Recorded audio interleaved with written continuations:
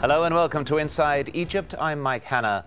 The former chief of the Egyptian army, Abdel Fattah El-Sisi, has won the presidential election, and state media says he secured more than 90% of the vote. But as impressive as that may sound, voter turnout was low despite an extra day of balloting. For the most part, supporters of the Muslim Brotherhood boycotted the election, and the young secular revolutionaries who helped overthrow President Mohamed Morsi last year also decided against taking part. A number of these young revolutionary groups say they plan to hold protests in Tahrir Square after Sisi is sworn in. So with Egypt still so fractured, what can Sisi do to ensure its stability and, more importantly, its unity? So who are the main groups in a still divided Egypt? First, there are Sisi's supporters. They're made up largely of the opponents of the Muslim Brotherhood, as well as elements of the business elite. Then there are the Muslim Brotherhood supporters. Their political wing describes Sisi's election win as the death certificate of the military coup. And finally, there are the youth movements, many of which supported Sisi when he led the coup that deposed Morsi, but then later turned against him. Well, joining me to discuss this issue, I'm joined by our guests. Here in Doha, Mohamed El Menshawy. He's an Egyptian journalist based in Washington, D.C. Also in Doha, Khalil Anani, adjunct professor of political science at Johns Hopkins University and author of The Muslim Brotherhood in Egypt. And joining us on Skype from Cairo is Rasha El Ibiary, a researcher specializing in political communication, as well as a professor at German University in Cairo. Welcome to you all. Let's begin with Rasha El Ibiary in Cairo. Looking at the results, these very preliminary results of the election, how secure is Sisi in the support base that he has claimed? Well, I believe he is supported by the number of people who voted. I'm not sure how many people actually, but I can actually feel and sense the low turnout of voters, which was very significant during the election. I actually walked myself through the election centers, and there were many empty places and communities basically where the election was held. So I don't know where are the millions who elected him actually. I have actually no idea. Well, let's go to Khalil Anani here. We are still waiting for the official result, as I have stressed.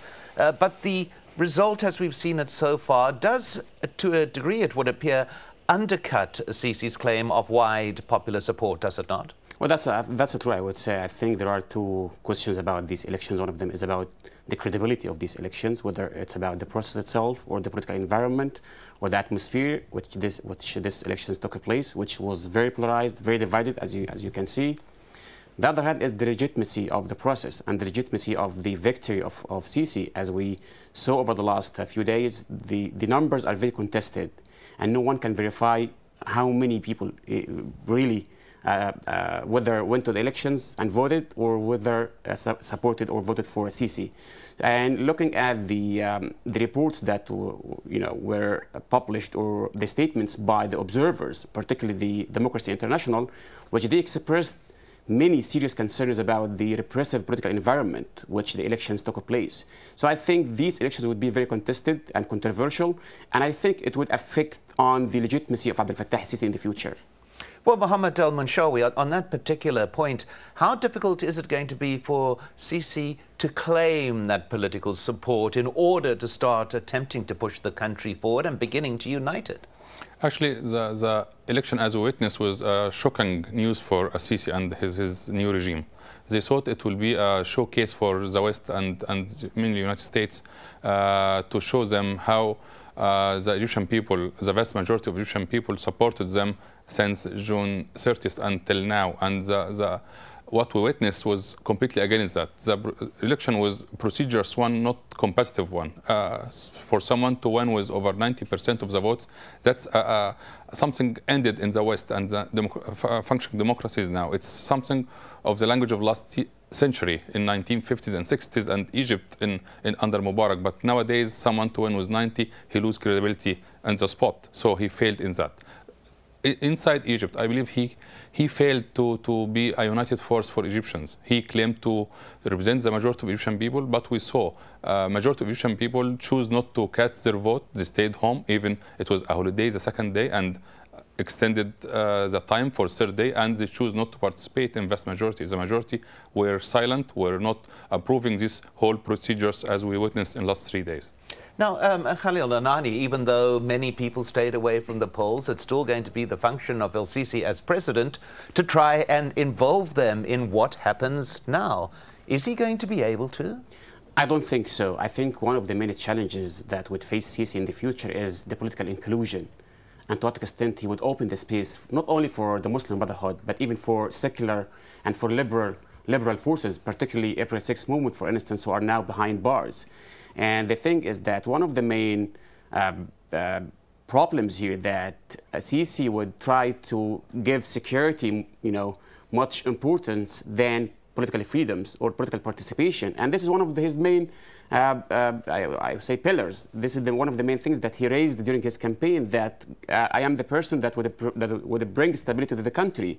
So this stability would come at the expense of political participation, political inclusion, and particularly with the youth. And we saw that the youth did not participate in these elections, and this is a very strong message that without including the youth, those youth who in the first place made the revolution in January 2011, if they will not be included, this would create more problems and instability for Sisi.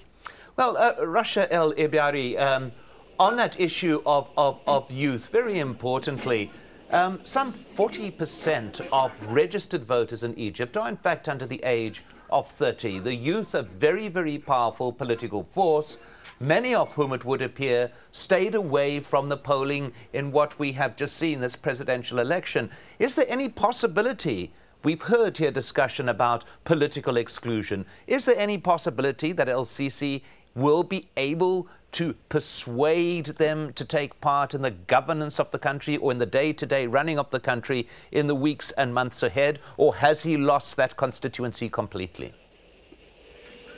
Well, I believe that to do so, he has to appeal to the youth in the first place. He has to meet what they voted for, what those people who went out in the January 25 revolution wanted in the first place, like bread, freedom, social justice, and humanitarian dignity. These things are not realized at all, so there is a sheer lack of freedoms. For example, the latest law prohibiting demonstrating and protesting has been very unfair, actually. In addition to the laws that prevent the youth from basically expressing themselves on the mainstream media. Basically, the mainstream media, only those of the old regime, of the Mubarak regime, appear. However, those the youth are not represented at all. There is another big issue as well taking place, which is the fact that a lot of the youth, almost 41,000 people, have been imprisoned over the last 10 months. These people need to be released so that the youth would be convinced to join the government, because there is now a great lack of trust between the youth and the current people in power. And this lack of trust is the main reason, in my view, why they did not go to vote. So in order to rebuild this trust again, some of the actions have to be taken so that they regain their trust. I think there is a big communication problem taking place. Those in power treat the youth as if they are parents, for example, ordering their children, while in reality they speak different languages. I mean, rhetorically, discursive language, totally different. You are talking about people in the 60s dealing with people in the 20s, using latest social media technology, communicating with each other quickly. want quick results, revolted and sacrificed a lot. Many of them are in prison already, many of them are injured, many of them are basically frustrated. So in order to rebuild this trust, you really need real action to be taken in the grounds. Well, let's go to Mohamed El Menshawy. The issue that appears to have emerged as well over the past year in particular is a decline in the power of the political party. A couple of years ago, there were dozens of political parties in Egypt making their voices heard, creating an organizational structures for the people. They have all but disappeared over the past year. Is the whole essence of party politics now being pushed aside in Egypt by the events of the past 12 months? Unfortunately, it's kind of true. Egypt doesn't enjoy presence of political parties. We did try in the last few years, even during Mubarak, to have strong parties, and we failed. The only serious political party we have that emerged from the Muslim Brotherhood, the Freedom and Justice one, which won the last and the free parliamentary election. But since then, no serious political party emerged at all outside this Islamic party. Mubarak was hosted more than 3 years and a half, and the political atmosphere very much was free to form any political party in any base, and no other political party emerged in Egypt to be a serious player, not just a window or few friends or few families. And that's a problem for the emerging democracies in Egypt. We can't organize ourselves in party. Let's as well, when we talk about youth, the serious issue of the youth, they are growing in numbers. And not only they are 40% of the voters, but they are growing poorer, younger and more radicals, and that's the scary thing about Egyptian future. We don't ask for the youth to rule Egypt. People under 30 anywhere in the face of the earth, they are not in charge of other people, but they want a space of freedom. They have asked for a protest law that will let them express themselves in the street protesting, not necessarily in organized political parties as some people wish.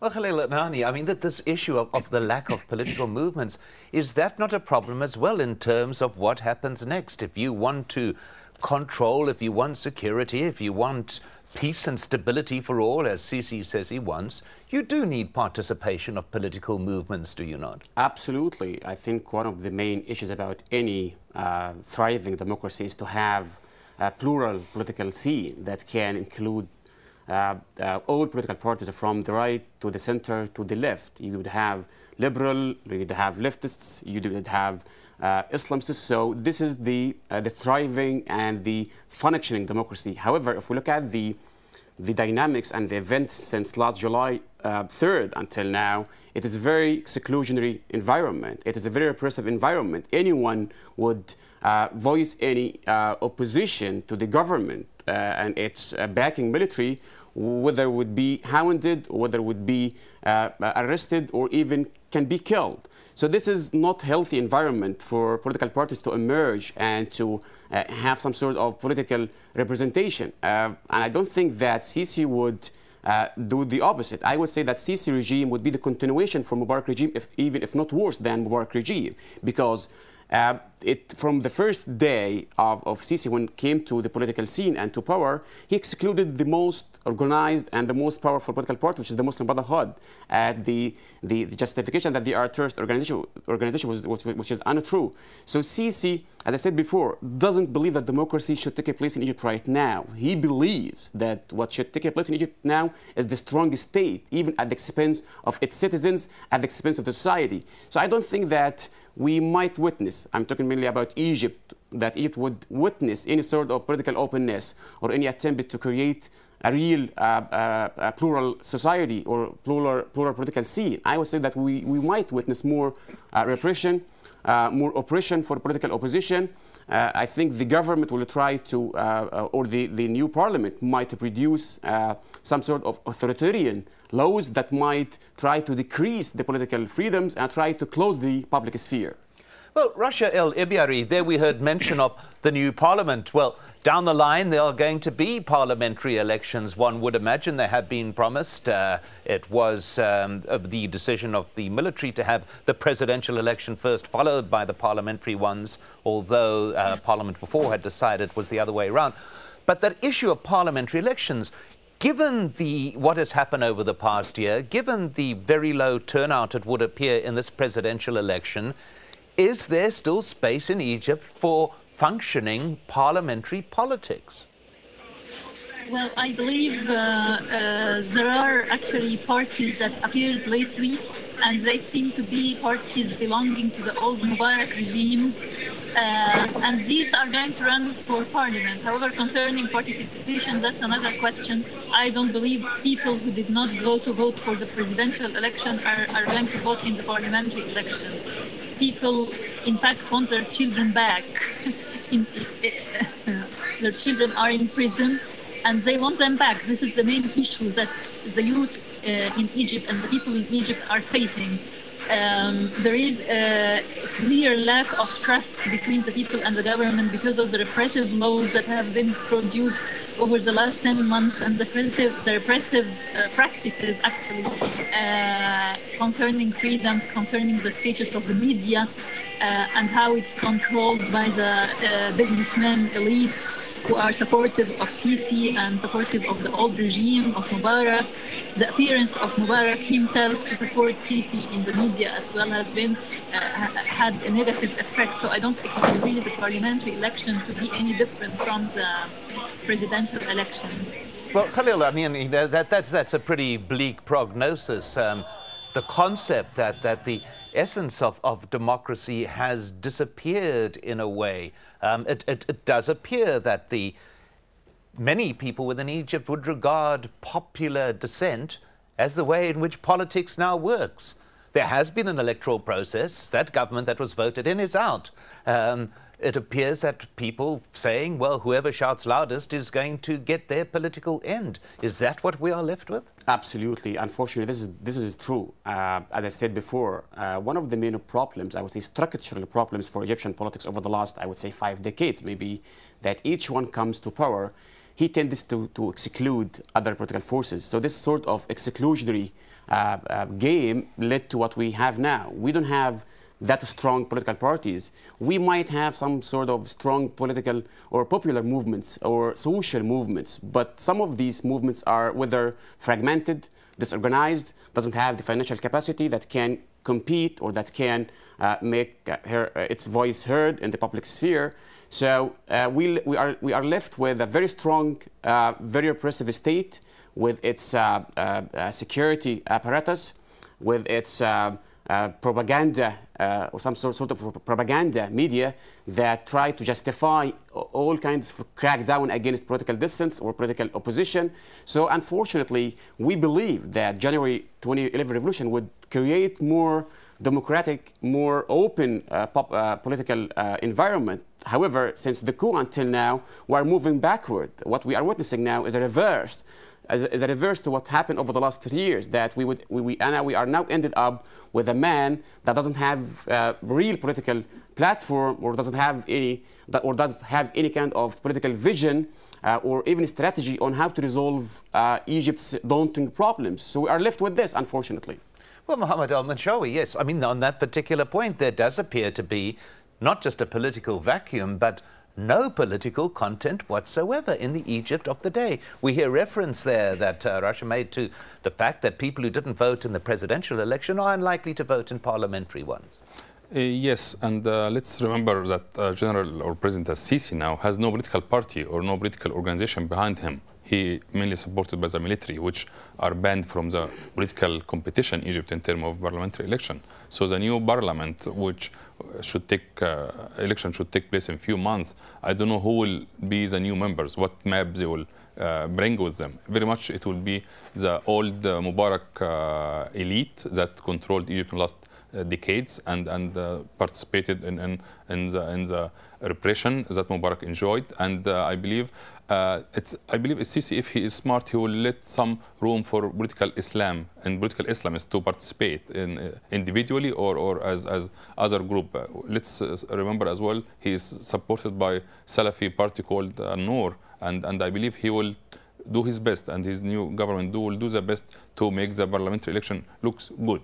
by giving some space for Islamists, some space for Muslim Brotherhood, even in individual capacities, not as a political party. And I believe the old Mubarak elite will come to dominate the political scene in the new parliament. Well, Rasha El Ibiary, that's very much in terms of what you are saying, that the new parties that may be emerging are in fact remnants of the old regime, the Ramp Mubarak regime. What avenue then can the millions of Egyptian youths take in terms of exercising their political dissent? There are no political homes for them, it would appear. What avenues are left to actually express their political opinions? Well, to practice their political rights, basically, Egyptians either usually go to elect somebody that they believe is going to meet their desires, or go out in the streets to demonstrate. However, with laws that prevent people from going to demonstrate, and a parliamentary election that is expected to be full of the old Mubarak regime, I expect the people not to do either, or probably there would be some movement in the street in case a lot of people take this initiative, because unfortunately people are now afraid from being imprisoned as a result of the imprisonment of so many people already behind bars during the last 10 months. So basically political practice has a lot to do with communication, and the only way to communicate now their desires happen on very small scale on social media, for example. It happens in very small dissents of very small groups who come out, for example, like it happened before the presidential election on the 6th of October bridge, when they were saying against you, and they hold bars saying to see if we are against you, and then they run away quickly before they get detained, and some of them get detained by chains and so on. So we are back to taking the risk of demonstrating, small groups demonstrating like it was during the Mubarak regime. In fact, during the Mubarak regime, people were much more daring than the situation right now. So you can say that we are even in a much worse situation. I am hoping that the new government will be smart enough to allow a much wider space for free expression, for freedom of demonstrating, for freedom of the media, for basically participating of different political groups in the parliamentary election. Otherwise, the situation is probably going to deteriorate, and Egypt cannot really stand the situation to deteriorate more than it is right now, because we have a great majority of people under the poverty line. People want their life to improve, basically. They are expecting those who support Sisi, they supported him because they're expecting him to do something good. So I'm really deeply inside hoping that he would meet those expectations. I don't know how he's going to do that, because he never announced a program that he's going to apply. But deep inside, I really hope that if I may, Rasha, let me just go to Khalil Anani on that particular issue.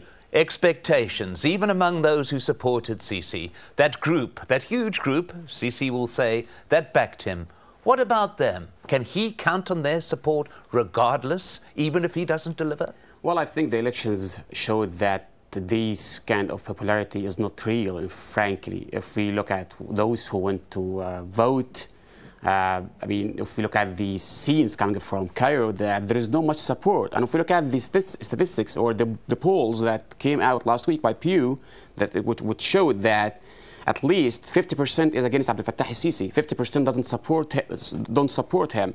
So I think the question of popularity and public support, I mean, we shouldn't exaggerate this kind of thing. On the other hand, yes, true, there are high expectations. People believe that he would be the only person that can bring stability.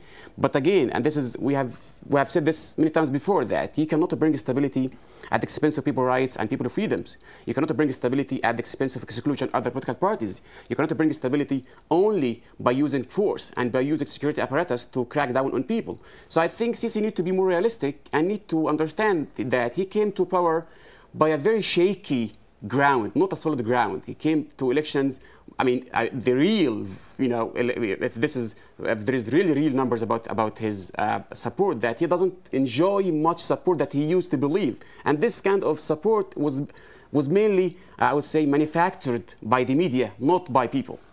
Well, at that particular point, my thanks to our guests, Mohamed El Menshawy, Khalil Anani, and Rasha El Ibiary. A reminder that Al Jazeera has been unable to report from Egypt this year. That's because our team there is in detention and has been since December the 29th. Peter Grester, Mohammed Fahmy and Baher Mohammed are falsely accused of providing a platform to the outlawed Muslim Brotherhood. Abdullah Al-Shami from Al Jazeera's Arabic channel has been detained without trial since last August and is currently on hunger strike. Al Jazeera rejects all charges against its staff and continues to demand their immediate release. Well, you can keep up to date with Al Jazeera's extensive and continuing coverage of what's happening in Egypt on air and online. Let us know your thoughts. I'm Mike Hanna. Thanks for watching. From me and all the team, goodbye for now.